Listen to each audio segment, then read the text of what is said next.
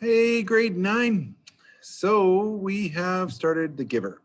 And we kind of started with day 1 yesterday, but we had some technical difficulties. So we are going to just go back a bit and start from the beginning. And it's not a big go back. It's just a kind of a quick restart, and all technical glitches aside, we should be back on track. So day 2, students have finished chapters 1 and 2. So day 1, we will be doing chapters 1 and 2 tomorrow. And then, so I guess day 2 will be ahead of day 1. Okay. And so we have the questions in the course online booklet. And there's 3 of them for chapters 1 and 2. I did post on Google Classroom the chapters groupings, and of course the questions that correspond with those groupings. So just so you know how to keep things organized. So the way your package will be submitted at the end, you'll have the questions for the groupings, then you'll have your summaries. Now, the only way that will change is if the class as a whole decides to do 1 chapter at a time. Now, we did chapters 1 and 2 together for day 2 class, and so we may continue that. And if that's the case, then day 2 students will have a full set of questions before they even get to their summaries. But if they decide to go 1 chapter at a time, then of course it'll be summary, and then our questions will be probably after the groupings have been completed. So I know it's kind of confusing right now, but that's really the only way we can do it. The only 2 ways we can do it, and everything's in the course online booklet anyway. So if you do feel like you can answer the questions as you go or as we read, then awesome, you can mix that in there as long as you label the question and answer it accordingly. So that's, I guess, that would be a 3rd option. Okay, so I'm going to post the summaries for you. And I know day 1, you will get a little head start here. So I'm going to expect day 1 students to at least be ahead of the game in this regard, so that we can get caught up on the reading part. And then tomorrow I can give you some time to fine tune things if we need to have that time. And also stay on top of Mrs. Scriven's assignments that she's been doing with you. So be sure that you have that separate in your binder. All right, so let's get to the summaries for chapters 1 and 2. Obviously, the title of this novel is The Giver by Lois Lowry. And this is the map of the community. So if you are thinking about doing a project idea, major project idea for the community, this would be your inspiration here. Had 1 student do that last quint.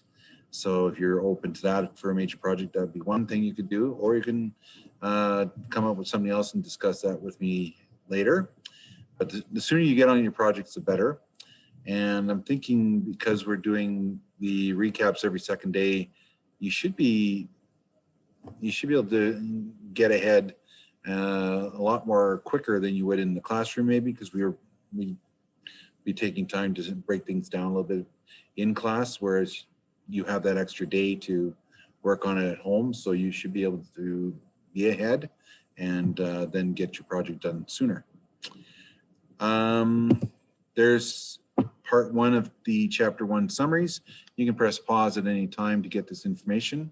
And so we have Jonas as the main character, and he is frightened that something terrible is going to happen. So we have some foreshadowing, and I'm abbreviating that with FS. So you should be familiar with that abbreviation from Romeo and Juliet. An aircraft flies over the community and breaks the rules of where to fly when near the community, and that pilot of that aircraft is released. Now, what is released? We'll find out. Jonas and the community has to use precise language when describing things or expressing feelings. So when Asher comes in and says he was distraught while watching some of the workers unload some salmon, he meant actually he was distracted, because if you're distraught, there's more, it's a pretty strong emotion that you're feeling at that time. Jonas struggles to identify the correct word that best describes how he's feeling. So he comes up with, once he has the experience with Asher, he goes, well, actually, I'm not frightened, I am more apprehensive. So using precise language, even in our world, is very important, so that we know exactly what you're feeling in whatever situation you're in or experiences you're having, that kind of thing.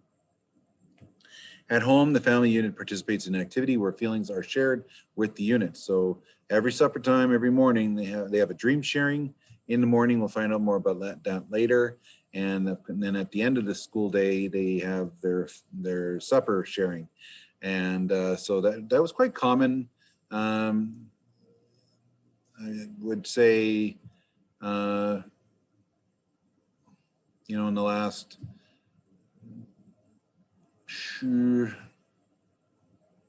up till maybe the 1990s-ish, I could be off by maybe a decade, but it was quite common for students to share how the day went. Maybe in some cases it's still being done today, which is good. You should have those conversations and share how the day went. And if there's things went well, then awesome. If things were kind of then you can talk it out and do some problem solving and find positive solutions to get yourself back on track. So talking about it is good, and it's good that they have this in this world of sameness. Okay, and as you can see, there's an arrow going from box to box to box. So we have a map here. This is called a concept map for your information. Here's the second slide for chapter 1.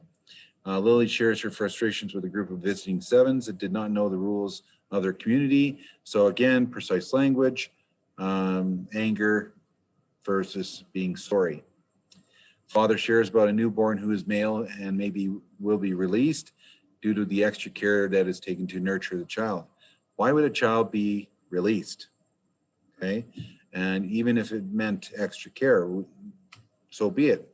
But why would you release that child just because you had to have extra care? So there's 2 occasions for release, and that's one of your questions in the be question 3 in the chapter 1 to 2 grouping. There are 2 occasions for release. One's for punishment, like the pilot, and at the beginning of the novel, and that's your example. You have to provide the example, and a celebration of life, and that's on page 17, I believe, of your textbook. If you did not receive this yet, then you need to get that upon your return. But the biggest question still is, why would you release an infant, a child?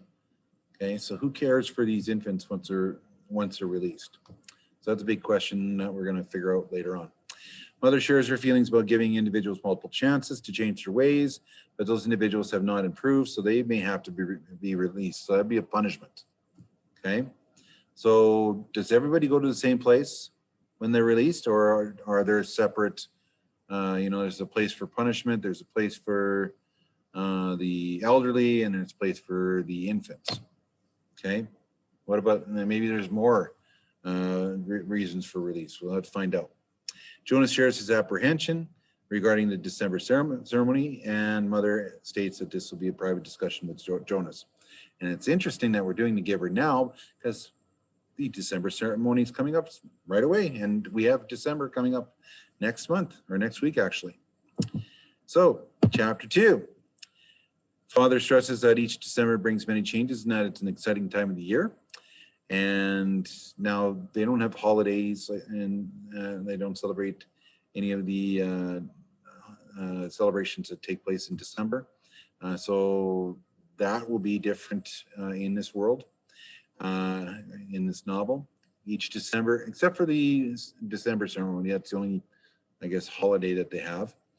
Each December, new children are born. In the previous year, they turn 1. So they've been in the nurturing center for a whole year. And then when they turn 1, then they're assigned to a family unit. And there's 50 per year, okay? And that's if no child has been released.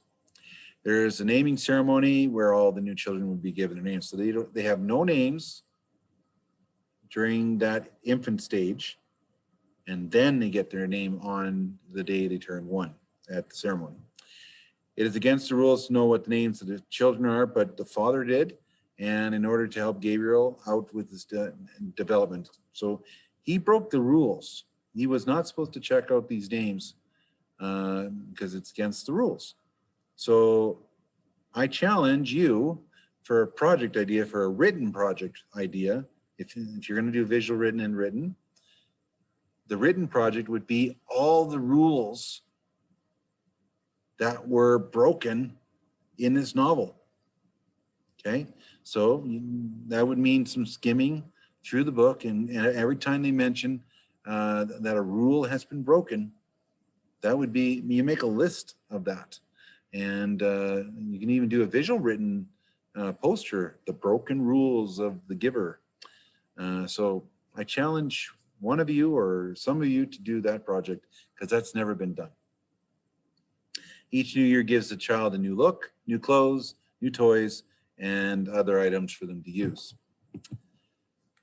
And continued for chapter 2, Jonas is going to participate in the ceremony of the 12. So he's a 12-year-old. Age isn't important afterwards. Now in the movie, he's a grade 12 student around there. So he'd be about 17, but they go, in the novel, we go by age. In the movie, they're more by like what we would be familiar with, more like a grade, okay? Rules are very difficult to change, but if a change has to be made, then the receiver of memory would have the final say whether or not a rule should be changed. And keep in mind that's, again, that's question 3. It takes a long time for the committee of elders to make a decision, even if they've been advised by the receiver of memory. So you can get your answer for that one. Children are given comfort object, that's question 2 in your booklet, and then they get recycled. So the committee of elders decide the assignment will become long-term position for each 12 and for the rest of your life. So the job you get when you turn 12 is your job. That's what you will be for the rest of your life. You can appeal it. Like you can say, I don't like this, and you can appeal it, but chances are, and based on what we know about the elders, it takes a long time for them to even come to a decision on the appealing process. So you're pretty much stuck with that job. Okay, so an example would be City of Ember, another novel that it's very similar setup as The Giver. So if we have some time, we might be able to do a compare contrast with that. Question 2, the comfort objects for Jonas is a bear, and Lily's is an elephant. So there's your answers for questions 1, 2, and 3 in the course online booklet, and that would be pages 43 to 45. And then you have also access to the synopsis and explanations, and there's some vocab words. If there's some words you don't know, check it out for context in the book. And if there's some other words, bring it up for discussion, and we can have that conversation with the whole class. All right. Aside from that, I think that's about it for today. So the next update will be day 2 on Monday. So have a good weekend for day 2, people. And day one, we'll see you tomorrow in class. And you take care and be safe out there.